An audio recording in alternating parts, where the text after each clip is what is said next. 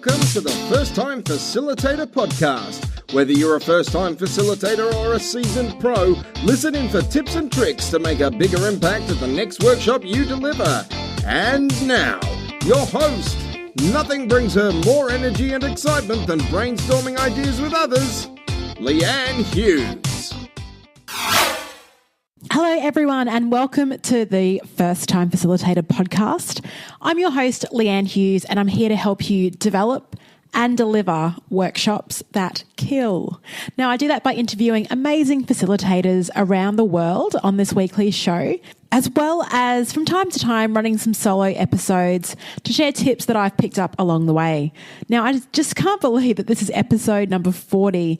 They all say that 40 is the new 30, but I'm happily sticking with 40 on this one. Now, if you want to continue your growth as a facilitator when the show is over, you can connect up with the Flipchart community on Facebook. Now, as I record this, we've had a few more people join the community. I'd like to welcome Catherine Lloyd, Adam Musto, Beck Caswell, Angela Henderson, Pete Finney, San Marie Esterhausen, and Runsley Vars. Now, it's cool meeting and greeting all of you on the Flipchart and seeing where you're all from and what you actually facilitate. So we've got members from across Australia, Canada, the USA, Japan, and Thailand, which is super cool. Now, on to today's guest, who I met in Brisbane a couple of months ago. So he flew up from Melbourne to attend the Institute for Learning Professionals Awards Night. He was also a finalist for Learning Professional of the Year. So we were both finalists. Neither of us won that night. But look, I like to think that we both won because we met lots of amazing people at the awards night. And look, if it wasn't for the awards, I wouldn't have met Martin and wouldn't be able to share his story and learnings on the podcast today. Now, Martin Probst is an author, a career coach, a professional mentor, a chief education officer, CEO, and managing director of Profound Coaching. Now, look, with Martin, I guess, or when you're a finalist in any of these kind of awards categories, you kind of, suss out the competition you're up against. And so from Martin's website, in my pre-work before the awards, I could tell he was really into helping people with leadership mindset and self-belief. But what I didn't know was that he also helps people destroy their phobias. And he has a really cool story he shares in this episode about how resetting your mindset and destroying blockages has also helped people physically. The work that he does is pretty incredible. And he's a fantastic communicator. So I hope you enjoy this one. Now, if you'd like to connect with Martin or check out any of the resources mentioned in this episode, you can do that by checking out the show notes page at firsttimefacilitator.com/episode 40. Now, on to the show. I'd like to welcome to the First Time Facilitator podcast, Martin Probst from Profound Leadership. Martin, it's great to have you here. Thanks for having me. I'd love to hear, we met recently in Brisbane, and I'll talk about the awards night later on in the conversation, but we met in Brisbane back in September. I'd like to know how you got your start in facilitation.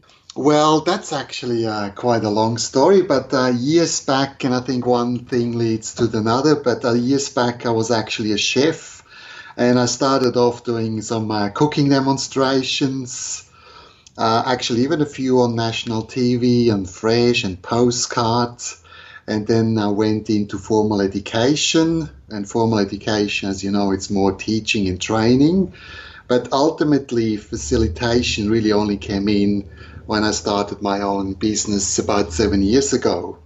So I quite often say I moved from consumption to creation.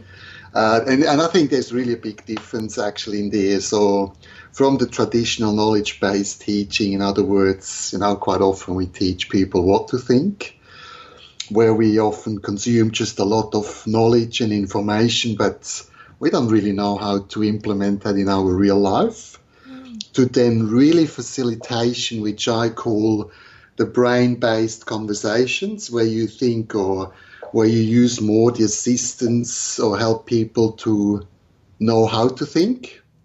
And that really creates then independent learners who can actually create their own success. That's right. So, wow, you're the first chef that we've had on the show that's transitioned through this career path. But actually, I've got a few people. I know a few people. Our head of HR at the business I work at, she's come from a hospitality type of background as well. So I think it develops some skills. Sean Lavin, who I had on the show in the past, he started in hotel and tourism. So I can understand that whole sort of customer service and being professional really helps in the role of facilitation. You talked about consumption to creation. When did you realise that you'd made that shift and labelled it that way? Is that a term that you've come up with yourself, or did you hear someone else say that? I love it, consumption to creation. Yeah, no, really, I had a really eye-opener. I was working for quite a while in classroom environments, but then I moved into workplace training. And I really kind of thought, a certain certificate or diploma levels, which I thought isn't really that challenging. People really struggled. And there were times where I just put the folder and everything aside and I said, what is this really all about? Do we need to have a chat? And we had these great conversations of facilitation style, a lot of questions. And I always get the same response. They said, I want to do more of this. That is fantastic. Let's forget the paperwork. So I was a bit in a difficult situation where I said, well, as more you can do on your own with completing assessments and paperwork, as more time we have to actually have a chat. And that took off, and that was actually my business model 7 years ago, to be honest, where I said there's a huge gap from teaching to facilitation, and the outcome, as I said, is completely different. So that's when I had this epiphany that we sometimes work too hard to just, hammer people with information and knowledge, where I, sometimes have a bit of a tough turn, but I think we're creating some technical idiots. Sorry, my French. No, go for it. But really, really giving people that thinking, that independent thinking, so they can really make smart decisions and even challenge certain things in life. I think that is very beneficial, and I believe we need that more and more. I guess you were talking about diploma and certificate 4 type of levels. I've used to work at a TAFE in Western Australia as well, and I would often hear from a lot of the trainers there the frustration that they had to teach to this thing and they weren't allowed to be that creative and sort of go off script. It was all about compliance and making sure you were hitting those targets, which really drove, I guess, for people that were creative and wanted to create that great environment, they really suffered from that. Yeah, and look, don't get me wrong, we really need formal education. I'm actually still working in it more from the trainer perspective. Mm-hmm. And education, of course, realized that we need to have that independent thinking. But the question sometimes is, where do we learn that? Where do we perhaps give those tools to teachers and trainers in the classroom to really facilitate that change? And it was actually quite brave of you as well, because you were in sort of stable employment with, running these technical type of training, and then you decided, I'm hearing a lot of people enjoy this thing. When did you actually decide to shift it and start Profound Leadership? Yeah, that was in a very smart moment. My beautiful wife was actually just on maternity leave with our second child. And I had this crazy idea to start my own business, and people said, do you actually know what you're doing? And I said, yeah, sure. But looking back, I had actually no idea. But that was a good thing. Otherwise, I perhaps wouldn't have started. And in the same time, I'm really glad, because looking back, I would absolutely do it again without hesitation. Oh, fantastic. That's really great news. But what was if you had to give yourself advice when you were starting your own business, what would that advice be? Yeah, that's a very good question. That's I think there would be quite a lot, but I think one is really important. Talking about facilitation, you need to be an awesome facilitator and communicator. Actually, no matter what you do or what you offer, your success will come down to how you deal with people and how you facilitate your conversations with a clear outcome. And it doesn't really matter if it's networking, marketing, sales, customer relations, you name it. These are really important skills to have, because ultimately you will be the voice or the brand of your business. And I think especially when you start off. And one other thing that just comes to my mind is, I think when you start a business, you really need to have a clear vision and purpose. So I quite often refer to that you need to become the chief meaning officer. So my advice is, please start your business with the desire to make meaning as opposed to make money. That's great. Really making meaning. I really believe making meaning will help to change the world because we need to provide value. And I think you notice that if you happen to change the world, you will make money. But if you start off with the sole desire to make money, perhaps you won't make meaning, and therefore you won't make or change the world. And ultimately, I don't think you're going to make money. So the money comes from providing meaning first. And I think we quite often get that wrong. And I see that with startups, they have that desire just to go in to make money. That's the byproduct of what you offer and what you do in business.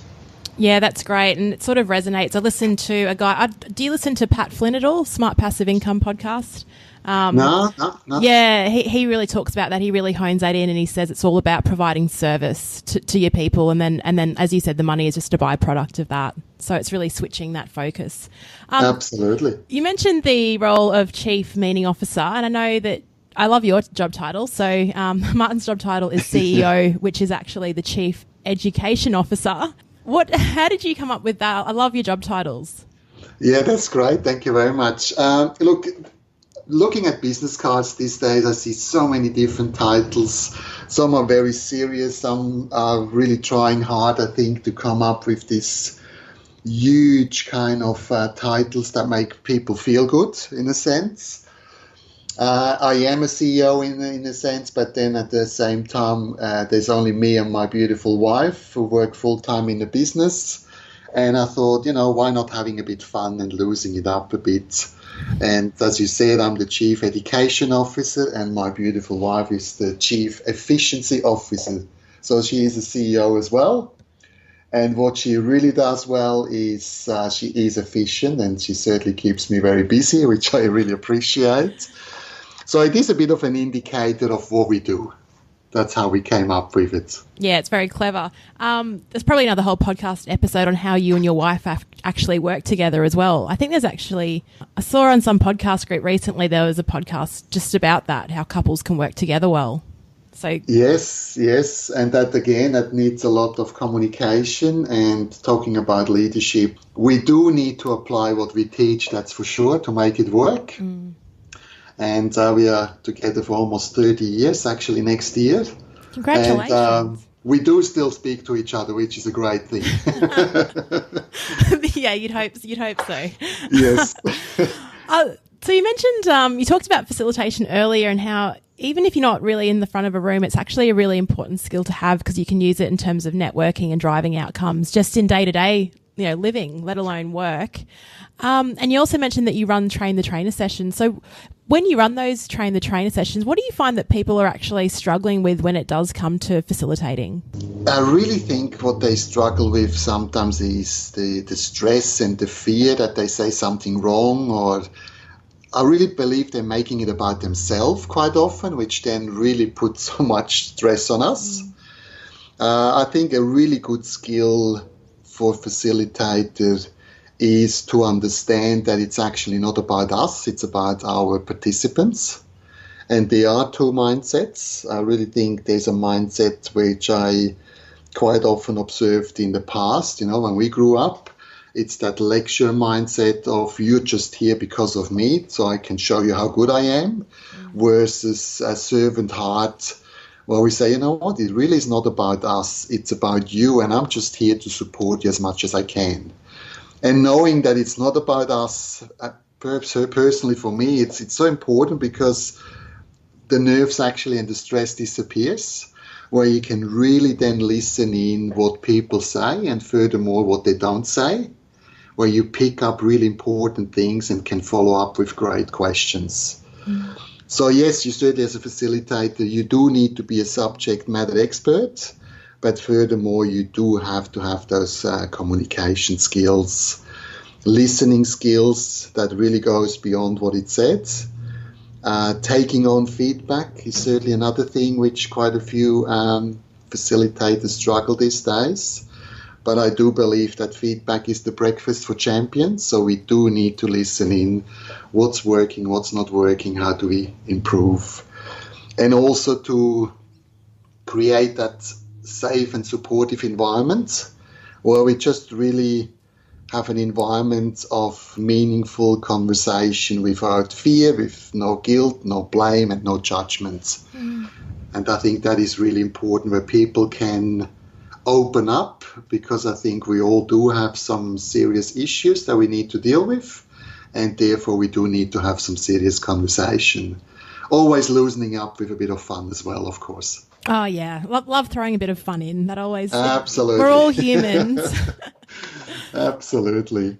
So you mentioned the mindset and how it's really important. There are two mindsets. One is quite internal and the other is external. And we'd obviously like, as facilitators, to have the external mindset. But it is tricky when you are sort of learning a skill. How do you teach your students to switch their mindset? Is it just about, right, instead of focusing on how you're feeling, when you walk into the room, ask a question, listen in, be curious? Is it something as simple as that? Yeah, I really think it starts off with controlling your mindset and your internal thoughts. The voices that we have are inside of our heads, and I do hope you have them as well. Of course. And it's really a matter of which one do we listen to? Is it the ego? Is it the fear-driven response? And who's sometimes challenging us and say, "Oh, what are you doing? Who do you think you are? Do you really believe you can be a good facilitator?" And when something goes wrong, it says, "Oh, you see, I told you so." Or do we going more into the heart space, as I said, that servant heart, where we say, "I just do the best I can, and I will ask questions." One big thing that comes to my mind is you almost need to feel comfortable to feel uncomfortable, or to really ask those important questions that perhaps nobody else asks or dares to ask.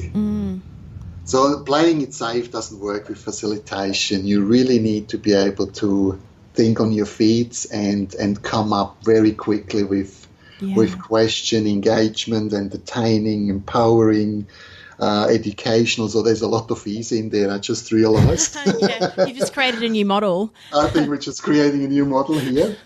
But really there's so many aspects. I think the important thing is let's just take one step at a time. And be willing to have a crack at it, be willing to fail fast, but learn from the mistake and just do better mistakes the next time. Yeah. That's how it started off. Yeah, that's how I've started off as well. Actually, I do have a question here. I haven't asked this question in quite a while, but I'd love to throw it to you because we're on the topic of failing fast. Has there been a time where things haven't gone so well in your training environment, and what did you learn from that experience? Okay, where should I start?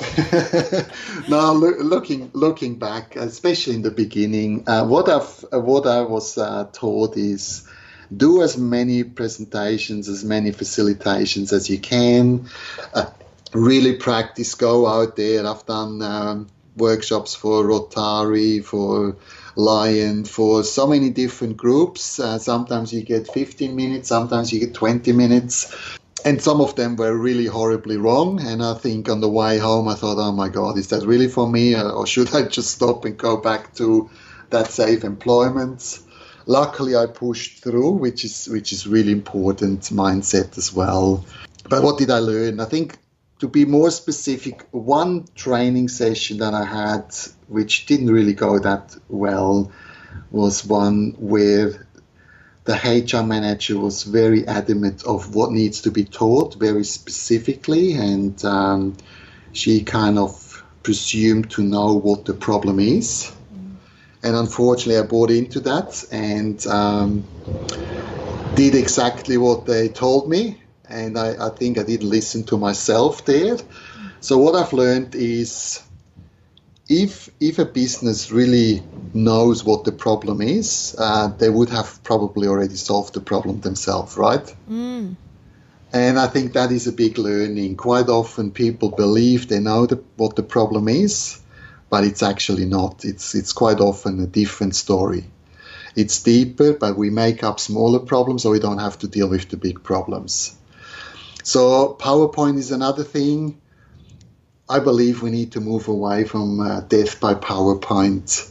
I just spoke at a national conference and my wife was there as well. And I actually had to say, you could clearly see the background of people. Some people had so much, it was like a textbook, whereas other people just had a beautiful picture, maybe a powerful comment, and that's it.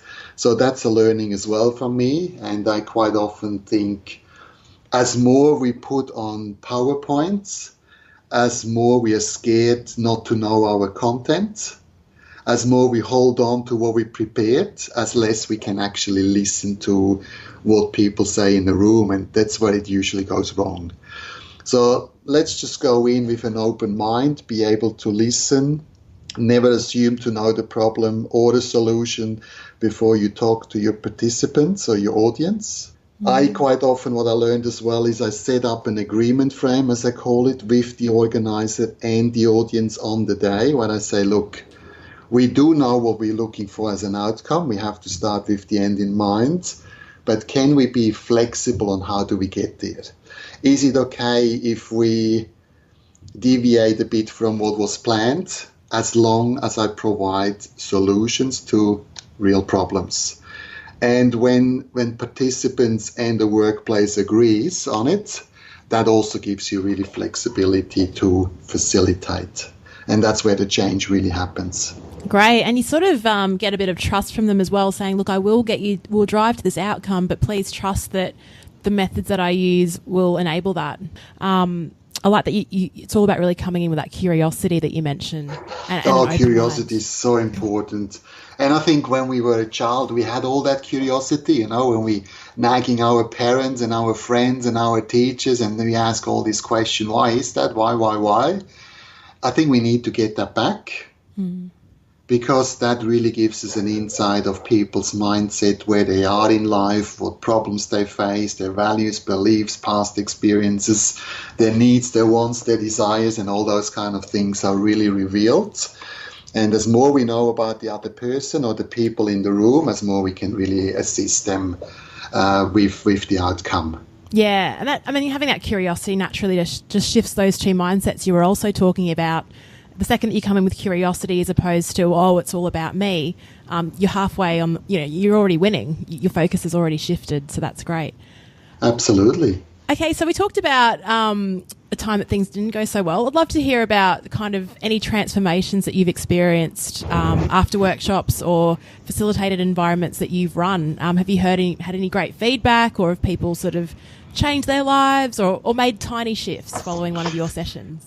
Yeah, look, the shifts I see are just phenomenal, and that's why I really love and I'm so passionate about what I'm doing. The transformation, and I have actually a lot of testimonials up on my website to see, but we need to understand that change can happen in an instant. And I actually often say change doesn't happen by chance, it happens by choice.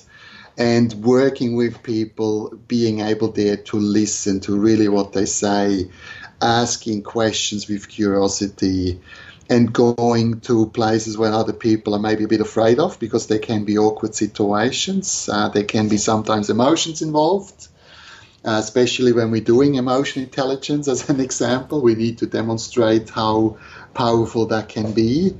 But from the testimonial, when what people say, I saw breakthroughs, people having found total clarity of who they are, who they want to be, letting go of all those social obligations and trying to pretend to be somebody else or pleasing other people, where I quite often say, just be yourself, because everybody else is already taken. And I really love that, because it's we are unique and we should really embrace that. I've heard and seen testimonials and change where people really can get rid of a lot of baggage from the past. We do have certain areas in our life where we don't feel so empowered, or where we feel a bit kind of guilt or shame, or certain things that we hold on, and sometimes that prevents us from moving forward. So I saw people taking tremendous actions after some of those facilitations. They go out there, they're really smashing it, they feel more confident, they have stronger relationships. One guy actually talked about it, and there's a video on the website as well. He actually said that he had some side effects after my session. And I said, oh, wow, okay, tell me more. And he said, did I tell you that I was asthmatic? And I said, well, what do you mean by you were? And he said, yeah, that's exactly right. I said, remember how we talked about that thing from the past, which I described like having a millstone on my chest and my lungs? And I said, yes. He said, since we removed this thing, I don't use my puffers or anything. I didn't even thought about it. So there's even health. That's crazy. There's even health things. I mean, I'm not a doctor, and we have to be very clear. We can't make those claims in a sense, but he talks about it. And we need to ask sometimes if that's just a coincidence, or does it actually have to do something with the mindset and how we look at things. But I do even some phobia busts, which is phenomenal to see people who were scared and had those fears of flying and spiders and birds and all those things, and really kind of by challenging them and changing their mindset where they can just go out and feel or live a much more fulfilled life. So there's so many different benefits and transformations, and I really feel blessed to be able to assist people in making those changes. Oh, that's incredible. I actually had no idea that you did the phobia busting sort of stuff, but I did read, I was on your LinkedIn page and I read that this testimonial which said, it's extraordinary that Martin can deliver such powerful mindset change in such a short period of time. In just one short session, I was able to reset my thinking around conflict, participation and resolution. So how do you think that you do that? What are some tools or methods, or is it, I don't know, you can't, none of the listeners can see Martin, but I met him in Brisbane and he's quite tall. Is it? He's a gentle giant. He's a gentle giant. That's maybe one That's of my secrets. Way secrets. To describe you. Maybe a future role title. But yeah, what do you think it is that, what do you do? What do you bring that can have such a positive change and side effects in people that you work with? I really believe that I invested a lot of time in the most important real estate that you can have, which is the one between your ears. And for me, especially in leadership, which is all about the human aspect, understanding human behaviors and working with numerous personal transformation modalities. But I have a master in neuro-linguistic programming, actually hypnotherapy. I'm also certified business and relationship coach and advanced practitioner of life coaching, and it goes on and on. But it's not really about that, but really having a lot of different tools on your tool belt where you can go in and facilitate and say, you know what, if one tool doesn't work, I can just pull another one out and one or the other one will stick and we can make that transformation. That is certainly one of the reasons I think why the facilitations are so powerful.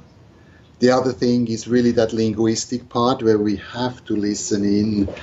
We quite often, again, we talk about problems that are no problems. I just worked with a CEO, just to give you an example. I worked with a CEO and said, I said, what are we going to talk about today? What would you like to get as an outcome? And he said, I need to get in the good books with my wife. I said, so what's happened? He said, I'm in the doghouse. I said, why? He said, what's the problem? He said, well, we bought this house 6 months ago and the window frames are a bit morsh and they need to be changed and I still haven't done it, so my wife lost it. So he identified the problem and I said to him, so what's the problem? And he looked at me like, are you not listening? I just told you. I didn't say it, but, the facial expression gave it away. And he said, what do you mean? I said, well, you haven't really told me the problem. He said, no, I did. I said, no, that's not the problem. So I asked a few more questions. And within about 5 minutes or even less, we identified the real problem, which was his wife wanted to have a baby. He didn't. Whoa. So I just bring that up. It was just a recent conversation. And this is where we spend so much time solving problems that not really are the problems. So quite often I think we need to go a bit deeper. We need to challenge people. And I said to him, now we have a serious conversation. Now we can look at solutions and how we're dealing with that issue. But everything else beforehand would actually have been almost a waste of time. So really not buying into those stories, into the drama that we tell ourselves, where the ego kicks in, the ego that just wants to be right, justify things, get even, look good. They are not good motivation, especially not in conflicts. So I think what we need to help people as well is getting out of their heads and getting more into the heart space. Yeah. Also a really important part. And also feeling comfortable to feel uncomfortable and ask those uncomfortable questions, because that's where the learnings are. Yeah, there's been some times where I've run workshops and you talked about that tiny voice in your head, and sometimes it comes in and it's like, should I ask that question? And I do back myself and ask it, and it's always worth it. So I'm lucky that I can trust that. Leanne, you see, that is just a beautiful example of the two mindsets. Because if we wouldn't ask that question, we would actually make it about ourselves, not feeling uncomfortable. So we're playing it safe because we kind of don't trust ourselves. Versus, no, I actually asked that question. I ask it because it's important, because I'm here to serve you. And I think it has to be asked. And as long people understand your motivation, where you're really upfront, where you say, is it okay to ask those questions? And we find solutions. And we make sure that at the end of this session of facilitation, you feel absolutely clarity and understand what's really going on. That's where people really build trust, and where you have a connection to create those transformations. Do you, with those questions that you have, and this probably, I don't know, you don't have like a database in your head of questions. It's more about you feel what's happening in the conversation, you're really listening, and then you ask the right question that's going to go deeper or challenge that person or snap them out of the mindset that they're in? Yeah, look, that is really the combination of having a lot of metaphors, having a lot of methodologies and structures in all these different learnings that I had over the years. And let's be honest, the most things that I've learned is actually from my clients. Because after a while, when you're doing things, you start to realize those human patterns where you think, oh my God, I've seen the same thing. The story was completely different, but it's the same principle. And that's where you can really transform things within minutes. And you go, talking about questions where you can ask those laser questions because you know exactly what this is all about. That creates a transformation or the mindset shift. Yeah, it's all about that experience, isn't it? And obviously all that professional development has helped along the way, but it's a combination of that and everything, every client that you've worked with in the past, every conversation that you've had has all led you there. Yeah. Oh, absolutely. I'm surprised, like I'm seeing in a few years you on stage with Tony Robbins, Martin. Are you? Yes. I love your vision. I think we need to get Martin. You need to get out there. Yeah, I actually do quite a few national conferences. I just a couple of weeks back had one at the Melbourne Exhibition and Convention Centre with about 450, 500 people in there. So it is really a humble experience of being able to influence quite a lot of people these days and really make that difference.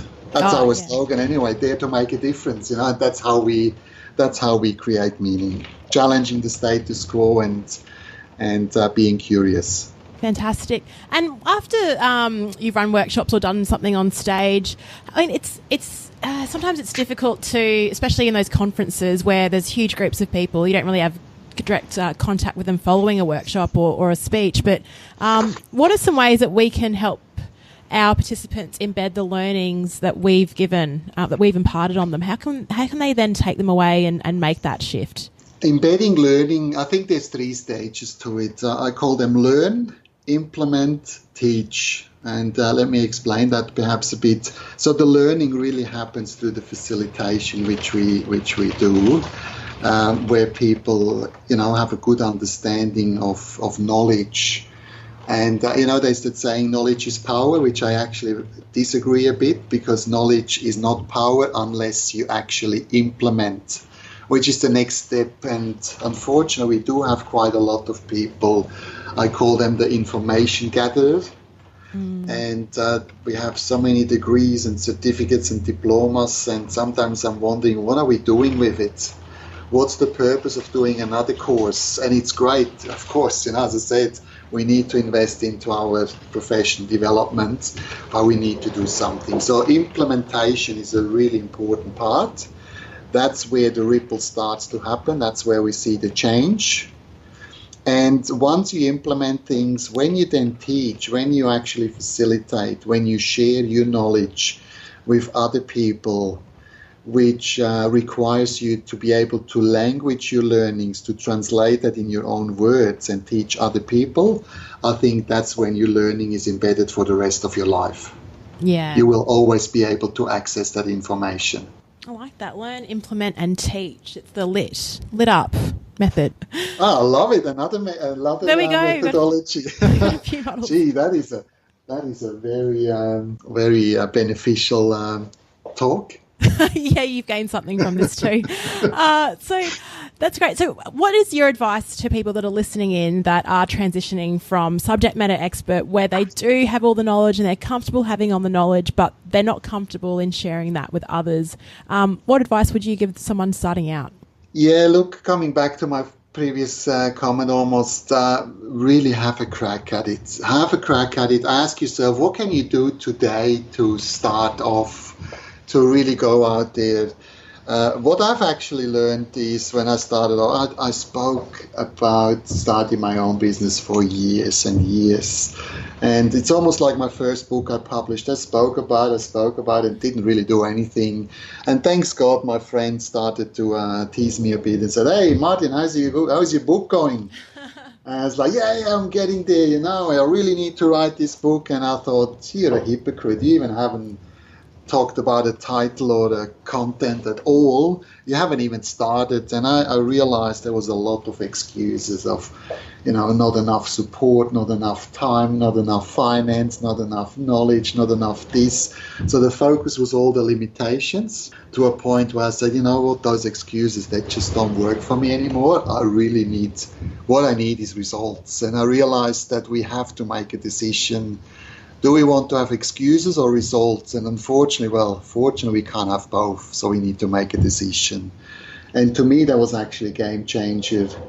When I said enough is enough, I need to stop excuses and I want to have results. That's where things started to happen.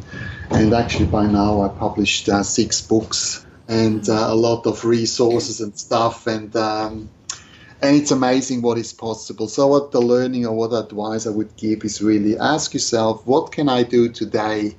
Even if it's just one single task to move forward, but get started. Don't delay anything. It's the best time is right now. Yeah, I'm with you on that. I did my first Facebook Live the other week, which was scary, but that was one small step of making progress. And in that, I spoke about how it's so important just to take action. And you can think about things all the time in your head, but if you just give it a go, you build momentum. You quickly figure out what went wrong or what's going right. And taking action, I 100% agree with. And I like that you can start today. You don't have to wait. That's a good thing. I really say often that there is absolutely no substitute for taking action. And that's a good thing, because we actually should be on a mission to achieve our purpose and vision. Because if that purpose and vision is big enough, that will give us the motivation to find ways to move forward and really take action. We just need to see the value. And coming back to the chief meaning officer, we really truly need to understand what the business is all about and what do we want to achieve, what is the outcome we want to achieve through facilitation. Oh, Martin, that's fantastic. And this has been a very inspiring and motivational call, I think, not only for me, but for our listeners too. And we've loved hearing your stories and your metaphors and your models. They've been really useful too. And even just coming back to the whole two mindsets, I think that's probably a really key thing for our audience who are listening in, possibly because they want to get better at facilitating, and just remembering that you're there in service of the people in your room and to drive a really great outcome. So, Martin, if any of our listeners want to get in contact with you and find, look at your books, find your resources, watch some of your videos, where can they find you? Yeah, cool. That's great. Actually, there's always the website, of course, which is profoundleadership.com.au. And if you were a bit inspired or want to connect with me, LinkedIn is one of my favorite social media platforms, which you would just find me under Martin Probst. And we also around with YouTube channels for videos. There's quite a lot. The Google Plus, Facebook, Pinterest, Instagram, Twitter, you name it, we're actually out there. And I'm sure you will find us. Would love to hear from you, the feedback and what you've learned. And, of course, most importantly, the success you achieve through listening into Leanne's podcast, which I really think you're doing a terrific job. Oh, thank you. And we'll link to all of Martin's social media. It'll probably be scrolling down a bit because you've got a lot of different mediums on the show notes page for this episode. But Martin, it's been fantastic having you on the show. It was great meeting you a couple of months ago at the Institute for Learning Professionals Awards. And congratulations to you. Congratulations to you. We were taking a lot of photos. We were probably the two most excited people there. Absolutely. That was a big party. It was. Thanks so much, Martin, and I'm very grateful for your time today. Thank you very much, Leanne, and everybody who's listening in. You have a wonderful day. Thanks for listening to this week's episode of First Time Facilitator. Make it easy for yourself and don't worry about having to find First Time Facilitator episodes ever again. If you just click that subscribe button in your podcast player of choice, that makes it really easy for you. I'd love to hear your thoughts on the show. You can either DM me on Instagram at First Time Facilitator, tweet me at Leanne Hughes, link up with me on LinkedIn. You can just search for Leanne Hughes or join the Facebook group, The Flip Chart, and stay engaged with fellow listeners. Chat to you next week.